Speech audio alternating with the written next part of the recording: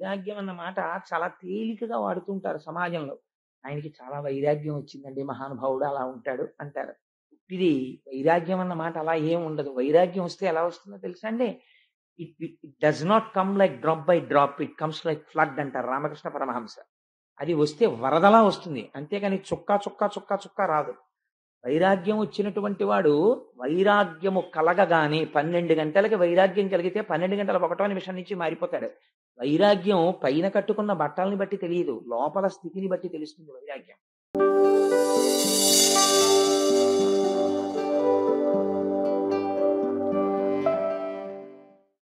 ధ్రువుని యొక్క వృత్తాంతాన్ని వినాలి. అందున భాగవతాంతర్గతంగా వినడం అనేటటువంటిది మరింత గొప్ప విషయం. ఎందుకంటే భాగవత ప్రవచనం జరుగుతుండగా వినడం అన్నది. అందున ద్వాదశి నాడు కానీ, పౌర్ణమి నాడు కానీ, అమావాస్య నాడు కానీ, దినక్షయమునందు కానీ, అసుర సంధ్య వేళ కానీ ధ్రువ చరిత్ర వినమని.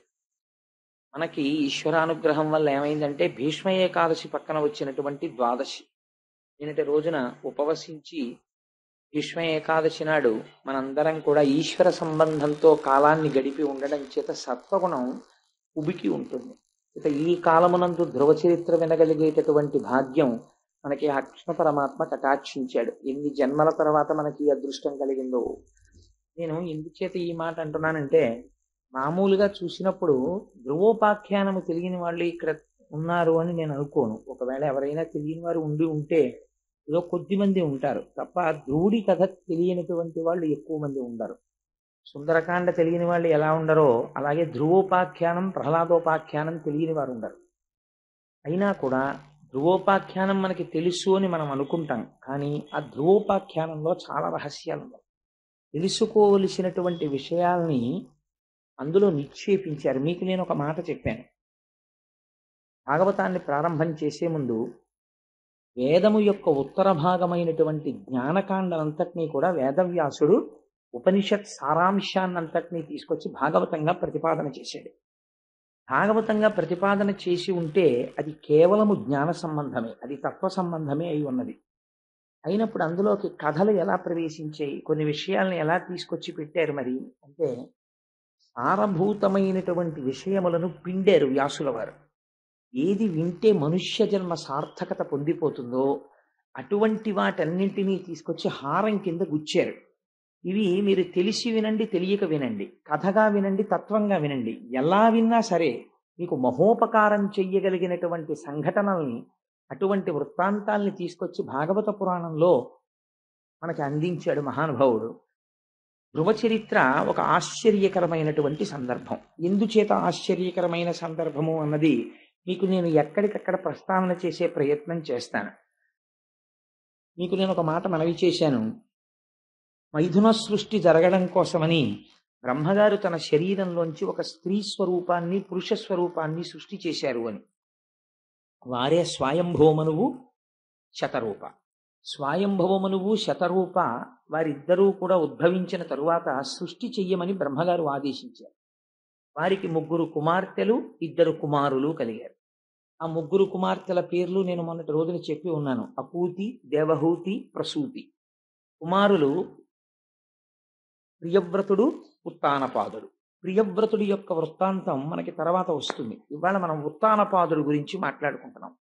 ఆ ఉత్తానపాదుడికి 2 భార్యలు. మొదటి భార్య సునీతి, రెండవ భార్య సురుచి అనబడేటటువంటి 2 భార్యలు. ఆ 2 భార్యలతో ఉత్తానపాదుడు చాలా సంతోషంగా జీవితాన్ని గడుపుతున్నాడు. మీకు ధ్రువోపాఖ్యానంలో ఉన్న గమ్మత్తు ఏమిటంటే మీకు ఆ పేర్లు వింటున్నప్పుడు ఏదో అనుమానం వస్తుంది. ఇది నిజంగా ఎక్కడో జరిగిన కథ, లేకపోతే ఏదైనా విషయాన్ని ఇందులో దాస్తున్నారా అన్న అనుమానం వస్తుంది. ఎందుచేత నేను ఈ మాట అంటున్నానంటే ఆ పేరు పెట్టుకున్న వాడిని మీరు ఎక్కడైనా చూసారా? ఉత్తానపాదుడు అని పేరు పెట్టుకున్నవాడు, పైకి కాళ్ళు ఉన్నవాడు ఉత్తానపాదుడు అంటే. అలా ఎలా ఉంటాడండి? అది అసహ్యంగా ఉంటుంది. కాళ్ళు పైకుంటే తలకాయ కిందకి ఎవరికీ ఉండదుగా. కానీ మనందరం అలాగే ఉన్నాం. ఎక్కడున్నాం? అమ్మ కడుపులో అలాగే ఉన్నాం. రేపు కపిల గీత విందురు గాని నిజంగా కపిల గీత వినడం అంటే పరమాత్మ సాంఖ్యం చెప్పడానికే కపిలావతారంలో వచ్చాడు. అది దేవహూతంతటిది కపిల గీత విని మోక్షాన్ని పొందేసి. అసుల వారైతే ఒక మాట అన్నారు. అసలు ఈ కపిల గీత వినడం అనేటటువంటిది ఎప్పుడో సంభవిస్తుందయా. నేను మీకు చెప్పాను కదా, సారమంతా పిండేశాడు ఆయన. అందుకని ఈ కపిల గీత విన్నటువంటి వాళ్ళ యొక్క జీవితం మారిపోతోంది అన్నాడు ఆయన.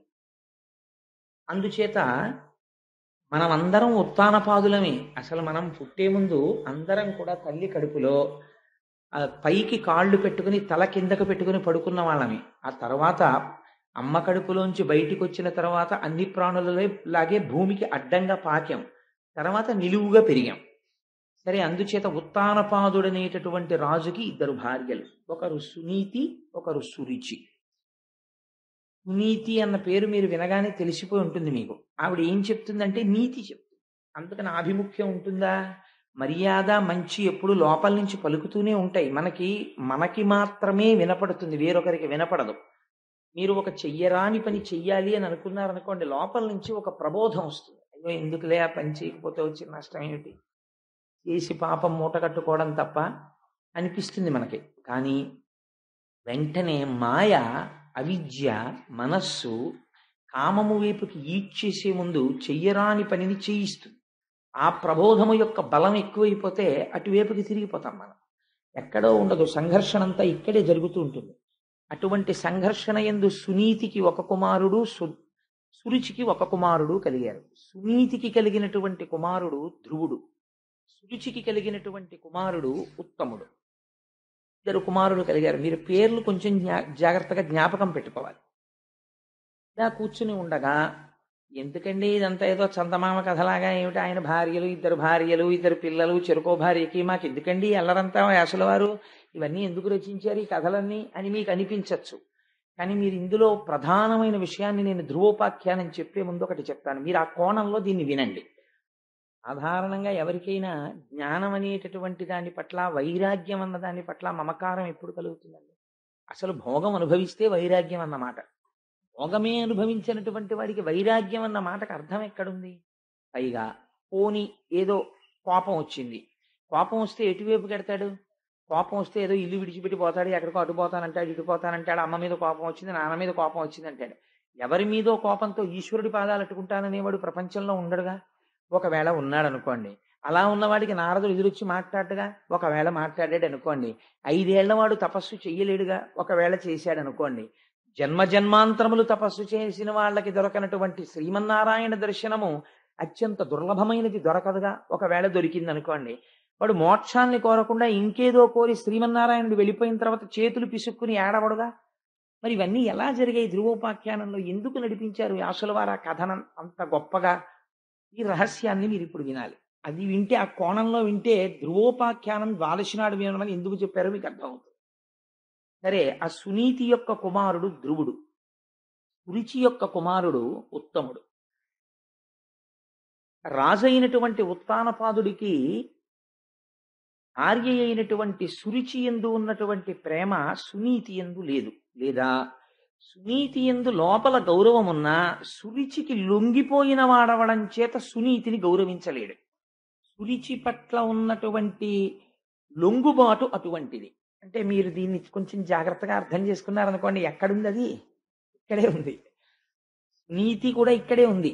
సునీతి ఎప్పుడూ చెప్తుంటుంది, అలాంటి పని చేయకూడదు, విన్నావు కదా భాగవతం అంతా, రామాయణం చదువుకున్నావు కదా, పెద్దల మాటలు విన్నావు కదా, ఎందుకు పాడైపోతావు, ఇలాంటి పని చెయ్యకు, కక్కుర్తి పడకు. చూసేవాడు ఒకడు ఉన్నాడు, నిన్నను చూశారు కదా సత్యనారాయణ వ్రతంలో, అక్కడే కూర్చుంటాడు, చిత్రగుప్తుడు అని రాసేస్తుంటాడు. ఎందుకు వచ్చిన అల్లరి ఇదంతా మనకి? అందుకని వద్దా, పాపకర్మ చేయకంటది. కానీ మనం పుట్టిన దగ్గర నుంచి సురుచికి లొంగిపోవడం మనం అలవాటైపోయాం. సురుచికి లొంగడానికి అలవాటు పడిపోయిన మనం సునీతిని భార్యగా అంగీకరించలేం. అందుకని ఆవిడ మాటకు పెద్ద విలువ ఇవ్వం. అయినా ఆవిడ కూడా ఏమంటుంటుందంటే, నేను భార్యనే అని పాపం ఏదో చెప్పడానికని తెరదాకా వస్తుంది. సురుచి కళ్ళెర్ర చేసి చూస్తుంది. నీతి చెప్దాం అనుకుంటున్నావు అని. దీనికి లొంగిపోయి ఉన్నవాడు రాజు, అందుకని అసలు సునీతిని గౌరవించాడు. కానీ ఇద్దరు భార్యలు, ఇద్దరూ ఎప్పుడూ జీవుడి వెంటే ఉంటారు, వాళ్ళిద్దరూ చిట్ట చివరి వరకు. సురుచికి లొంగినవాడు కావడం చేత సునీతి యందు ఆవిడ మాట వినే తత్వాన్ని రాజుకి లేదు. ఆవిడ్ని భార్యగా ఆదరించినవాడు కాడు. అంటే సురుచికి ఇచ్చినటువంటి స్థానం సునీతికి ఉత్తానపాదుడు ఇవ్వలేదు. కానీ భార్యలు కనుక ఇద్దరి యందు కుమారులు జన్మించారు. ఒకడు ఉత్తముడు, ఇంద్రియాలతో అనుభవించిన సుఖాలన్నీ ఉత్తమంగానే కనిపిస్తాయి, ఎవడికి అధమంగా కనిపించవు. అధమంగా కనిపించింది సుఖం అని ఎందుకంటాడు? అనుభవించిన ప్రతిదీ ఇది గ్రామ్య సుఖం అండి అని అన్నాడు అనుకోండి. ఏదైనా ఒక సుఖాన్ని అనుభవించి సుఖంలో ఏముందండి, ఇది గ్రామ్య సుఖం, దీనికోసమా వెంపర్లాట అన్నాడు అనుకోండి, వాడు మారిపోయాడు అంతే. వాడి వైరాగ్యం వచ్చింది. వైరాగ్యం అన్న మాట చాలా తేలికగా వాడుతుంటారు సమాజంలో. ఆయనకి చాలా వైరాగ్యం వచ్చిందండి, మహానుభావుడు అలా ఉంటాడు అంటారు. ఇది వైరాగ్యం అన్న మాట అలా ఏం ఉండదు. వైరాగ్యం వస్తే ఎలా వస్తుందో తెలుసా అండి? It does not come like drop by drop, it comes like flood అంటారు రామకృష్ణ పరమహంస. అది వస్తే వరదలా వస్తుంది, అంతేగాని చుక్క చుక్క చుక్క చుక్క రాదు. వైరాగ్యం వచ్చినటువంటి వాడు వైరాగ్యము కలగగానే 12 గంటలకి వైరాగ్యం కలిగితే 12 గంటల 1వ నిమిషం నుంచి మారిపోతాడు. వైరాగ్యం పైన కట్టుకున్న బట్టల్ని బట్టి తెలియదు, లోపల స్థితిని బట్టి తెలుస్తుంది వైరాగ్యం. కాబట్టి నిన్నను చూడండి, తత్వవిధానంద సరస్వతి మహారాజు వచ్చారు, అనుగ్రహ భాషణం చేస్తూ. వారి స్థితి ఏమిటో తెలుసా అండి? వారు కెమిస్ట్రీలో పిహెచ్డి, కృష్ణ యజుర్వేదంలో సైన్స్ అన్న సబ్జెక్టు మీద పిహెచ్డి. వారు రాణి నరసింహశాస్త్రి గారి కొడుకు. వేదాంతముల యందు వారికి ప్రవేశం ఉంది. వారు ఉపనిషత్తులన్నీ చదివారు, వేదాలన్నీ చదివారు, పురాణాలన్నీ చదివారు. ఇవాళ ఆత్మతత్వమునందు నిలబడిపోయినటువంటి మహాపురుషుడు, అంత నిరాడంబరుడు. ఎవరింటికైనా పలహారం చేయడానికి వచ్చారనుకోండి, ఇలా తెరేస్తే ఒప్పుకోరైనా. బ్రహ్మము తింటోంది, బ్రహ్మమును తింటోంది, నాతో పాటు తింటున్న వాళ్ళందరూ కూడా బ్రహ్మము తింటోంది, దానికి తెరెందుకని అడుగుతారు. అందరికీ పెట్టారండి అని అడుగుతారు. అందరూ తిన్నారా అండి అని తాను కూడా అందరితో పాటు కూర్చుని తింటారు. అందరికీ అన్ని ప్రశ్నలకి జవాబులు చెప్తారు. ఎంత శుద్ధమైన నవ్వు నవ్వుతారంటే, నాకు ఆయన నవ్వు చూస్తే సుందరకాండలో సీతమ్మ తల్లి నవ్వు గుర్తొస్తుంది. అంతటి వారు నిన్ననొచ్చి అనుగ్రహ భాషణం చేయడానికి అక్కడ కూర్చుని, మీరు మర్యాద చూడండి. మనం విష్ణు సహస్రనామ స్తోత్రం చేసుకుంటున్నాం, ఆయన ఒక మాట అనొచ్చు, ఏమండి నేను అనుగ్రహ భాషణం చేసి వెళ్ళిపోయాక మీరు చేసుకుందరు కానీ పారాయణ. అయ్యో చేసుకోండి అన్నారు. అప్పటి వరకు అలా కూర్చుని, స్వామి మీరు అనుగ్రహ భాషణం చేయండి అంటే, వారి గురించి నేను చెప్పి ఉన్నాను అన్నాను, అంతే, నేనేం చెప్పలేదు నిన్న. ఆయన అన్నారు, కాలములో వచ్చి కాలములో వెళ్ళిపోయేవి మిగిలినవన్నీ 2 మాత్రం సత్యాలు. ఒకటి, నేను దయానంద సరస్వతి మహారాజు శిష్యుణ్ణి, నన్ను తత్వవిధానంద సరస్వతి స్వామి అంటారు. ఆయన వైరాగ్యం చెప్పడానికి ఆ 2 మాటలు చాలు. ఈ జీవుడు పిహెచ్డీలు ఇవి నా వెంట వచ్చేవి కావు, కానీ నా స్వస్వరూపమును నాకు భాషింపచేసిన గురువెవరో అది సత్యం. ఆ గురువు వలన తెలుసుకున్న జ్ఞానము చేత ఈ శరీరమునకు పెట్టబడిన పేరు వదిలి తత్వమును తెలుసుకున్న తర్వాత నేను పొందిన స్థితి సత్యం. ఈ 2 సత్యాలు, మిగిలినవి కాలములో వెళ్ళిపోయేవి, వాటి గురించి ప్రమేయం. ఒక గొప్ప మాట అండి. ఎంత వైరాగ్యమన్న సముద్రంలోంచి పుట్టుకొచ్చిన ఆణిముత్యాల ఆ మాటలు, దాన్ని అనుగ్రహ భాషణం అని పిలుస్తారు. అలా లోపల వడపోత పోయగలిగిన ధీరుడైన వాడు మాట్లాడతాడే, అందుకే జ్ఞానిని ధీరాహ అని పిలుస్తారు. అందుకే నేనన్నా వారి దర్శనం సుఖబ్రహ్మ దర్శనం అని. ఆ గొప్ప మాటలు చూడండి ఆ మాటలు. సో వైరాగ్యం అనేటటువంటిది చుక్క చుక్క చుక్క చుక్క చుక్క రాదు, వస్తే వరద కింద వస్తుంది అంతే, మనిషిని మార్పు తీసుకురావడానికి.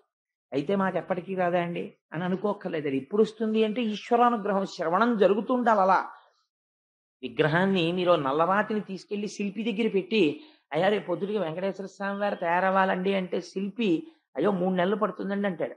అంతేగాని ఒక పెద్ద చుట్టట్టుకొచ్చి ఢామ్ ఢామ్ కొట్టేయడు. చిన్న ఉలిని పట్టుకుని, చిన్న సుత్తిని పట్టుకుని, కన్నిరెప్ప దగ్గర నుంచి జాగ్రత్తగా దెబ్బ దెబ్బ దెబ్బ దెబ్బ దెబ్బ దెబ్బ కొట్టాలి. కొట్టిన తరువాత ఆగమం ప్రకారం శిల్పం తయారవుతుంది. అప్పుడు దాన్ని ప్రతిష్ఠ చెయ్యాలి, అభిషేకం చెయ్యాలి, అప్పుడు దానికి కళ్ళకున్నటువంటి మైనం తీయాలి.